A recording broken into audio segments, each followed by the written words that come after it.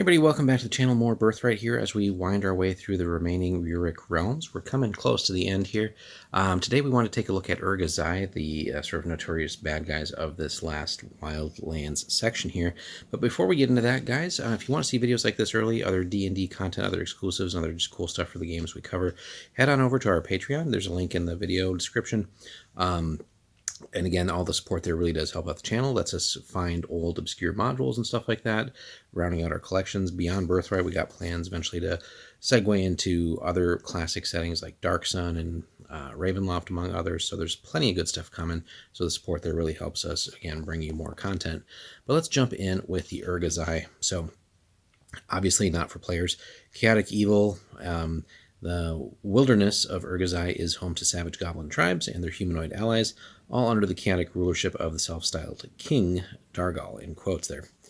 Largely unsettled, right? So there's just lots of zeros, ones, and twos. So thankfully they don't have any major habitations, just a huge area, as we can tell by the sheer number of provinces.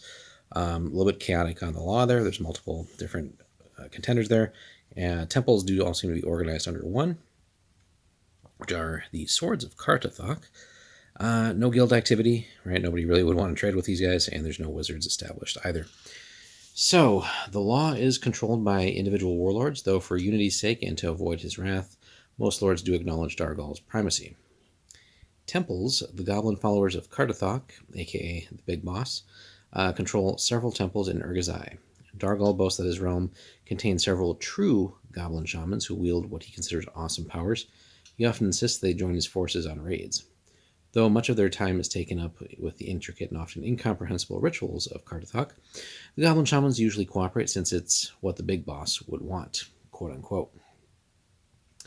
So, and that should be something sort of as a nasty surprise for players if they're being raided by goblins in whatever realm they are, or should the players do decide to maybe return the favor and kind and actually raid into Urga-Zai territories, not just the usual sort of goblin cannon fodder, but some actually like potent magic casters with probably some bloodline abilities and stuff too. No trade passes in or out of Urga-Zai. It survives by taking what it wants. Again, no one would want to trade with these guys for obvious reasons. Many ancient sources left over from the days when this region was dominated by the Lubright elves exist deep in the woods of Urga-Zai, but these have long since lost their connection to the regions and now remain unclaimed, but plenty of potential there because, again, still a wildly unsettled realm. Now let's look at their army here. They've got a lot. Dargal's so-called army is both eclectic and chaotic, with most of its warriors acknowledging only their own chieftains and only minimally aware of the Goblin King's authority. Though its size and exact composition vary, here's what we could consider typical. So 4 units of Urga-Zai warriors, 2 archers, 2 cavalry, 1 guard unit, which would be fairly elite, although, again, maybe not as elite as like its a human counterpart, but it exists. More scary, though, would be that they have ogre infantry, like army-sized units of infantry, so like 300 to 500 is typically a unit or so. So imagine like a whole unit of those, right? And thankfully only the one, right? So another nasty surprise for players to encounter. There should be plenty of ogres should they be raided by, again, the Urga-Zai or go attacking them themselves, whether it's part of running a domain or just doing some adventuring there. It should be a nasty surprise. Also, they have a unit of bats, right? So plenty of flying menace there, and also for surveillance and stuff too. Most of the goblins and other humanoids agree that the land needs a king, and the blooded Dargal, which surprisingly does not have an Azrai bloodline, but is chaotic evil, has both the skills and ability to serve the role. Would have been nice here if they would have listed his level as well. But we can assume some sort of fighter type. But he has both the skills and ability to serve the role. The office of Goblin King is a strange one. Though acknowledged as the ruler of Urga-Zai, the king exercises little real authority, but on occasion leads the chaotic flood of troops, which serves as his quote-unquote army, into battle beneath his black minotaur skull banner. So, interesting choice there. For his part, he doesn't bother his various chieftains and warlords with petty orders or supervision regarding the maintenance and management of their disparate realms, but does dream of a day when his authority spreads all across the highlands, conquering elves, dwarves, and humans, and even challenging the power of the Anshalian. In this spirit, he generally refers to himself and insists that his immediate servants do likewise as Dargal the Great, though his other nickname is Dargal the Pest, but never spoken in his presence. Currently, he is considering war against the relatively new human nation of Hjolvar as an easy way to improve his people's unity and fighting skills, and as a way to expand his territory, which, again, he's got already a huge territory, but again, he doesn't really rule it. So, it's just a giant mess, really. And then the description here. So Urga-Zai is a crazy quilt of various goblin realms, most containing a substantial number of other humanoids, such as ogres, Foimorians, right, gnolls, trolls, etc. So really, he could be, if he ever got organized, really, he could be throwing that stuff into army-sized units as well, potentially. These creatures live together in a semblance of unity, periodically going to war against each other, but all acknowledging the unifying value of their king. Now, if someone really wanted to disrupt them, that would be an area where finding the sort of sparks and the fuse to really set them against each other and start undoing that.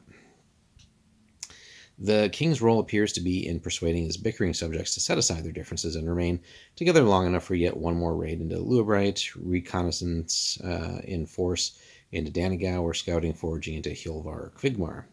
Despite their differences, all Urga-Zai acknowledge, and even in their own goblinish way, love their king. So it's just a patchwork of all these disparate creatures. Again, nominally, they love their king and kind of do what he says, but again, there's no true unity here. So if a player or a group of adventurers really wanted to start working on this instead of just purely hack and slashing their way through it, which would be a lot, sort of spying on and reconnaissance of the realm, really just trying to figure out like where the weaknesses of the Urga-Zai are, and then playing that against them in some capacity would be pretty potent. So how that would work in a campaign, plenty of options for that. But this is really, again, that present, or that ever-present threat of all the realms of this wildland section. It's huge. It's largely unorganized. If they ever got their act together, they'd be a serious threat, right? Again, we could imagine more units of ogre infantry, maybe even some sort of like giant unit, right? A unit of trolls would be absolutely frightening. So there's just so much stuff here beyond the obvious, right? And really, if their numbers grew better, or if they were even more successful in any of their raids and even acquiring territory, it would be pretty nasty. Now, again, it is a little unfortunate that they didn't really flesh out his stats as a goblin, so we can probably use the Regent for Thurazor as sort of a baseline, and maybe throw something together in that range. Probably shouldn't be too crazy as far as like stats and gear and stuff, right? Otherwise, he'd probably be more of a threat, but something decent to throw together, right? He's got to be strong enough to really survive the typical goblin infighting and stuff like that, and really probably survive some the occasional assassination attempts and so on. So there's plenty of room to really flesh out what he would look like as a regent.